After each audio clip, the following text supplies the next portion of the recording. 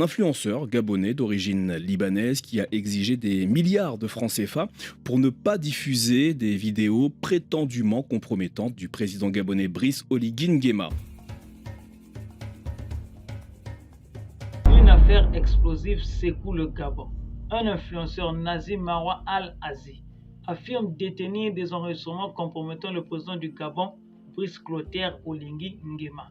Il menace de tout divulguer si une rançon colossale de 6 milliards de francs CFA ne lui est pas versée. Chantage, vérité étouffée, coup d'État en préparation. Ce qui se joue ici dépasse un simple scandale. C'est tout un système de pouvoir qui est peut-être en train de vaciller dans l'ombre. Dans cette vidéo, nous allons analyser chaque détail de cette affaire, décortiquer ses implications politiques, explorer les enjeux géopolitiques et poser les questions que personne n'ose formuler. Alors accrochez-vous.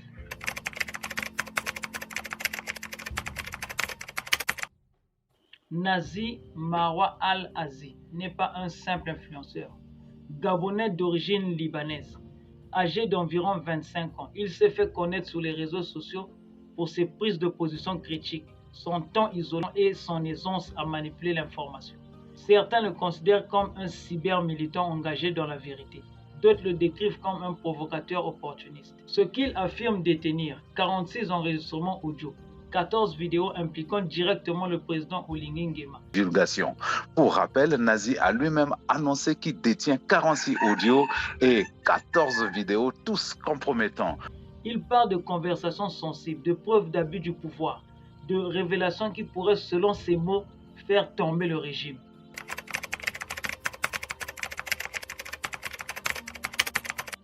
L'affaire commence en fin juillet 2025. Nazi publie un extrait audio sur ses canaux. Au moins un audio a déjà été divulgué. Dans celui-ci, on écoute la voix présumée du président Brice Clotaire Oligui Nguema se plaignant de la virulence des critiques contre lui de la part des activistes gabonais. Dans l'audio, Oligui Nguema semble solliciter Nazi pour l'aider à organiser la riposte contre ces attaques. Plusieurs sources consultées soutiennent que la voix dans l'audio est bien celle du président Oligui Nguema. Le président gabonais a en effet rencontré le jeune influenceur au moins une fois.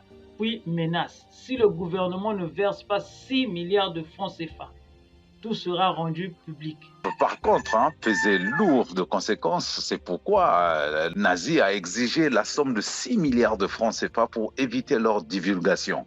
Les autorités gabonaises réagissent rapidement. Une plainte est déposée pour escroquerie en bande organisée, tentative de chantage, diffamation, atteinte à la sûreté de l'État.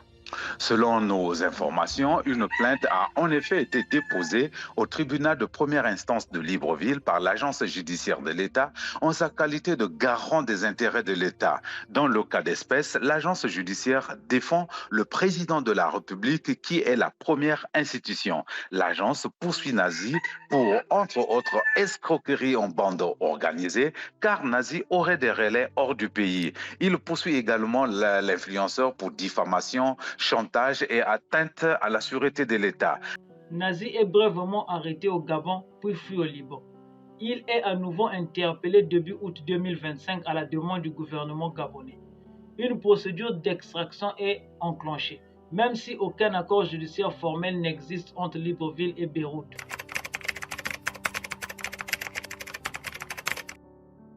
Le fond de l'affaire dépasse le simple cadre juridique. Si Nazi dit vrai, et si les enregistrements sont authentiques, alors cela ouvre une brèche immense dans le discours officiel du régime gabonais. Car Brice Clotaire Oligui Nguema s'est présenté comme un libérateur. En août 2023, il renverse Ali Bongo, met fin à 56 ans de dynastie Bongo et promet un renouveau démocratique. Mais 2 ans plus tard, les critiques pleuvent, la transition s'éternise, le pouvoir reste concentré.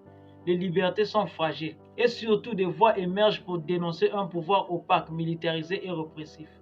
Dans ce contexte, les révélations de Nazi tombent comme une bombe. Que contient vraiment ces enregistrements? Corruption, réseau mafieux, compromission internationale ou bien des mensonges savamment orchestrés pour faire tomber un régime?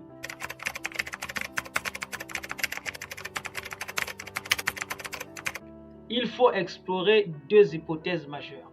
La première hypothèse, le chantage réel. Nazi aurait bel et bien des éléments explosifs. Il tente alors un coup médiatique pour faire plier l'État. Mais pourquoi maintenant? Pourquoi ce montant astronomique? Pourquoi depuis l'étranger? Se pourrait-il qu'il soit soutenu par des acteurs de l'ombre? Certains parlent de relais étrangers, de réseaux politiques, voire de factions militaires opposées à Oligui. Ce serait alors un chantage d'État visant à déstabiliser le pouvoir depuis l'extérieur en utilisant les outils de la guerre numérique? Deuxième hypothèse, Nazi serait manipulé. Il serait soit le pantin des puissances hostiles au régime, soit un agent provocateur utilisé pour tester les limites du pouvoir gabonais. Certains évoquent des puissances étrangères qui n'auraient pas apprécié le virage diplomatique du Gabon depuis le départ des Bongo. D'autres parlent de règlement de compte au sein même de l'armée gabonaise. Et si Nazi n'était qu'un pion dans une partie beaucoup plus vaste, une guerre froide invisible entre factions militaires, entre élites locales et puissances internationales en compétition pour le contrôle des ressources stratégiques gabonaises.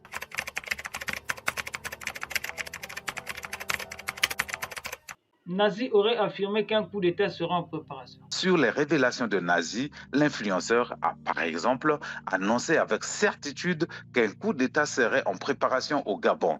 Même si cela reste non confirmé, la seule idée d'un renversement du pouvoir en plein premier mandat du président Brice Clotaire Oligui Nguema est un signal très inquiétant. Le Gabon a connu en 2023 un renversement militaire consensuel. Mais depuis les frustrations montent, la société civile s'impatiente. De nombreux membres de l'ex-régime cherchent à revenir. Dans ce climat électrique, une nouvelle tentative de prise de pouvoir ne peut être écartée. Et Nazi, qu'ils disent la vérité ou non, joue avec les braises. En menaçant le pouvoir, en invoquant des soulèvements, il enflamme les réseaux sociaux, divise l'opinion et devient de fait un acteur politique à part entière.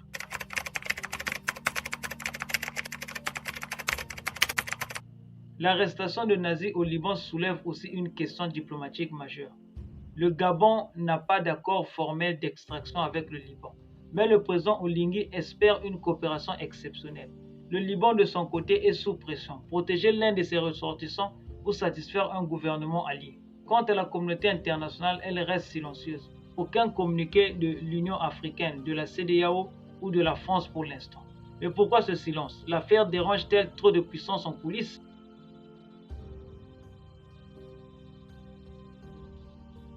Alors, à ce stade, que devons-nous réellement nous demander? Le pouvoir gabonais a-t-il des choses à cacher? Nazi est-il un lanceur d'alerte courageux ou un escroc manipulé? Les vidéos existent-elles réellement ou ne sont-elles qu'un leurre pour déstabiliser?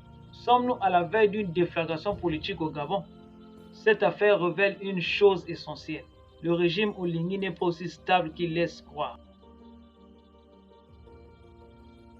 Nazi, Oligui, le Gabon. Une trilogie instable, explosive, dangereuse. Nous sommes face à un moment charnière de l'histoire politique gabonaise. Et ce moment mérite notre attention, notre vigilance et notre analyse critique. Car ce n'est peut-être pas une simple affaire de chantage, c'est peut-être la preuve que les vieux démons de la politique africaine, manipulation, peur, pouvoir absolu sont toujours bien présents. Et vous, qu'en pensez-vous? Nazi dit-il la vérité? Oligui est-il en danger? Le peuple gabonais mérite-t-il mieux? Partagez votre opinion en commentaire et surtout restez éveillés.